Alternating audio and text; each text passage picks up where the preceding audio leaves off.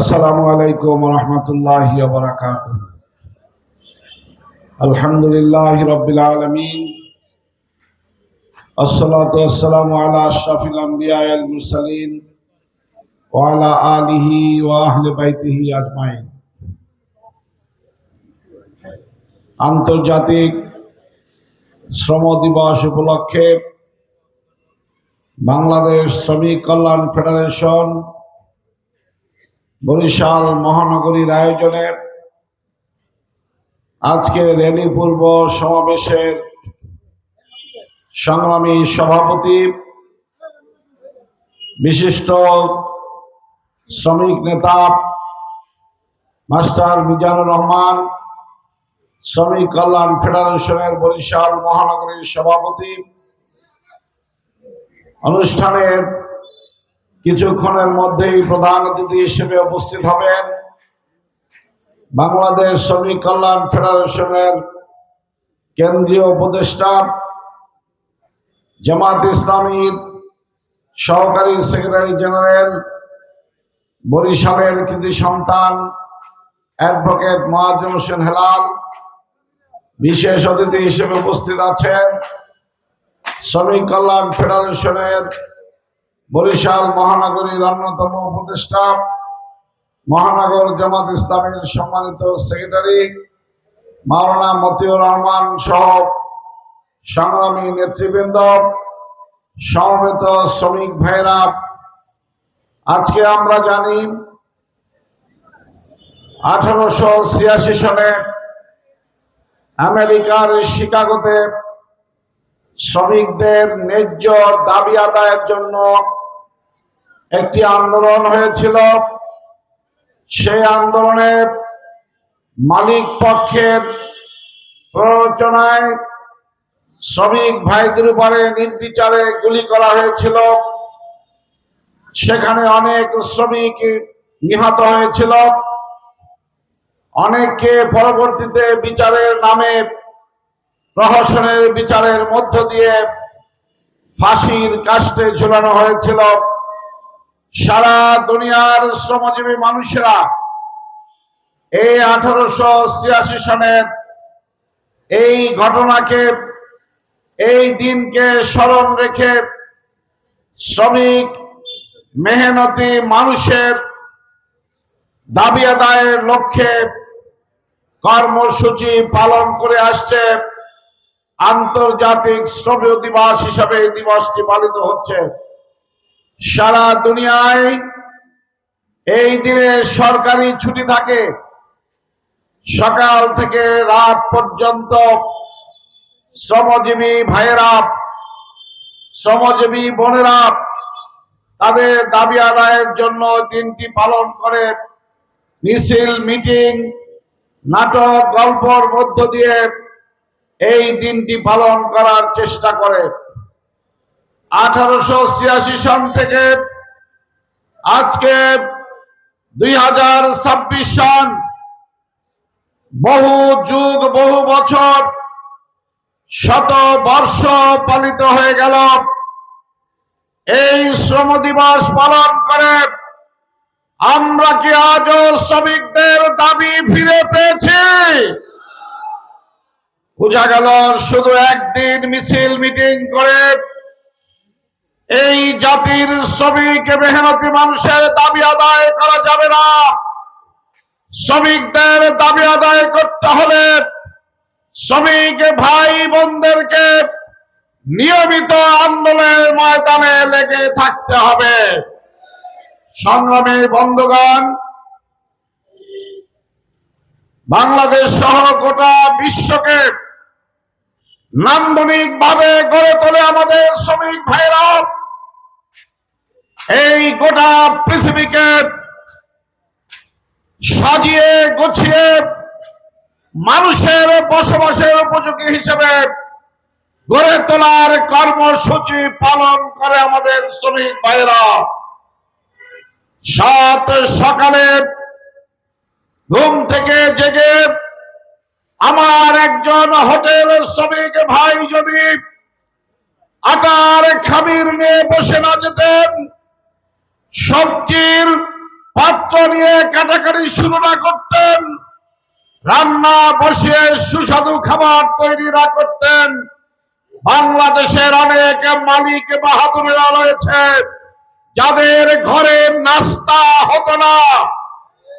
সাত সকালে আমার একজন শ্রমিক বোন যদি একটা বাসায় গিয়ে করা নেবে, ঘুম থেকে জাগিয়ে সেই বাসায় ঢুকে সারা রাতের খাওয়া দাওয়া পরিচ্ছন্ন পাত্রগুলোকে পরিষ্কার করে সকালে রান্না বসিয়ে আর দরজা পরিষ্কার না করত, অনেক মালিক বন্ধুদের বাসা ঝাড়ু দেওয়ার মতো অবস্থা থাকতো না।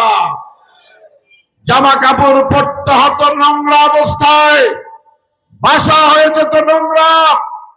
আমার শ্রমিক ভাই বোনেরা আমাদের বাসাকে সুসজ্জিত নান্দনিক করে রাখে।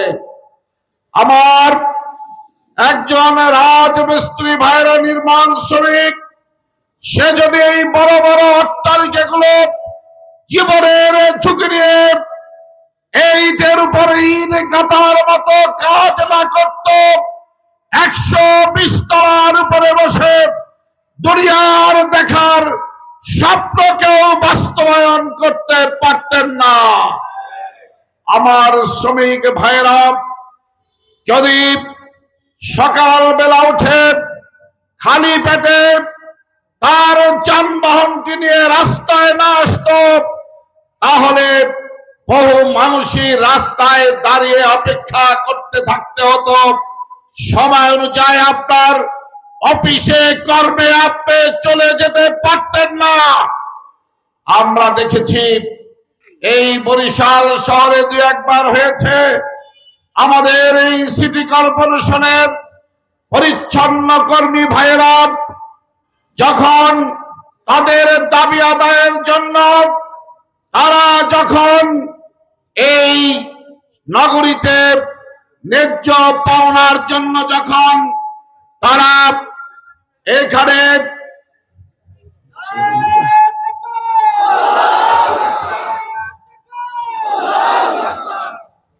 সংগ্রামী বন্ধুগণ, ইতিমধ্যে আমাদের প্রধান অতিথি উপস্থিত হয়েছেন, তিনি বক্তব্য রাখবেন।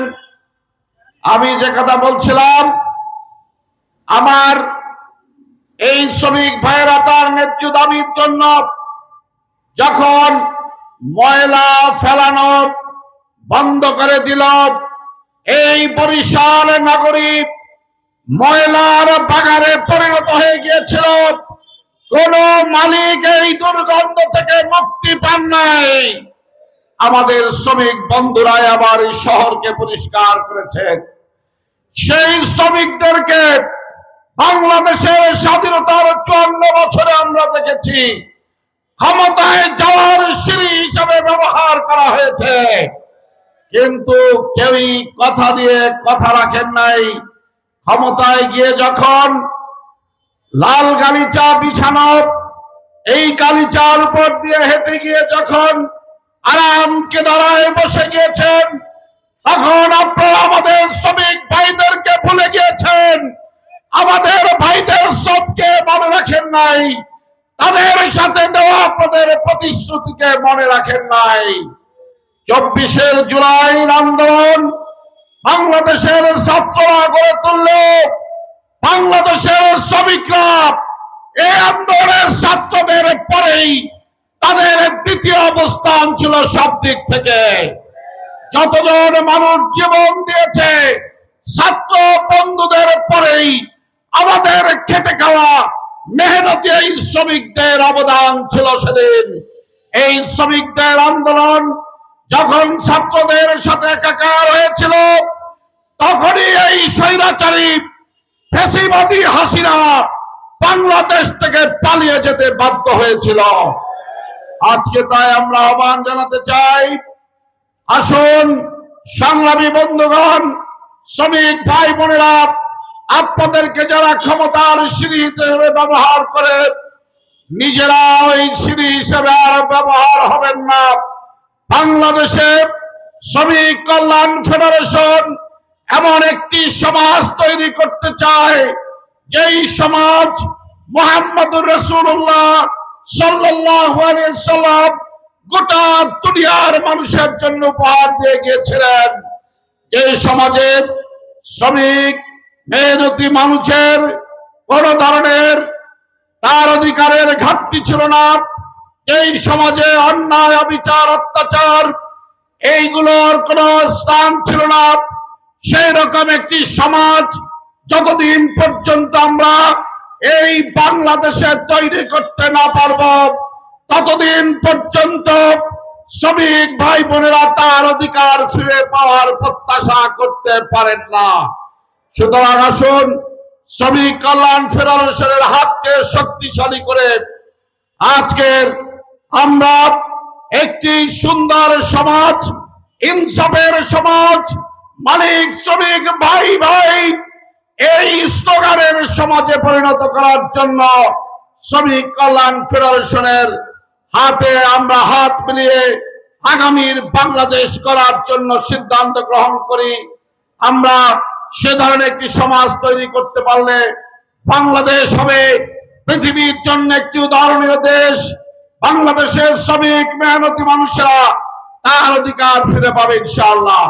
সকলকে শ্রমিক কল্যাণ ফেডারেশনের আন্দোলনে যুক্ত হয়ে আগামীর বাংলাদেশ বিনির্মাণে, শ্রমিক বান্ধব বাংলাদেশ বিনির্মাণে ভূমিকা রাখার আহ্বান জানিয়ে আমি আমার কথা এখানে শেষ করছি। আমার তৌফিক ইল্লা বিল্লাহ। আসসালামু আলাইকুম ওয়া রাহমাতুল্লাহি ওয়া বারাকাতুহু।